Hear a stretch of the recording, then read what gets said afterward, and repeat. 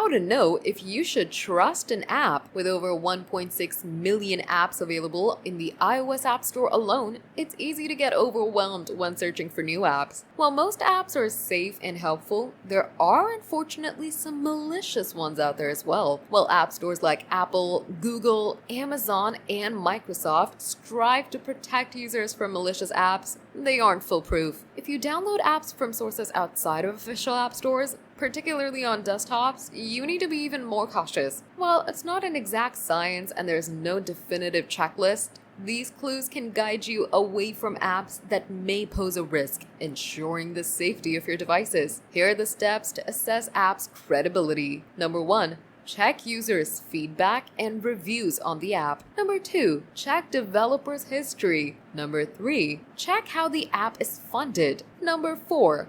Check the permissions the app needs.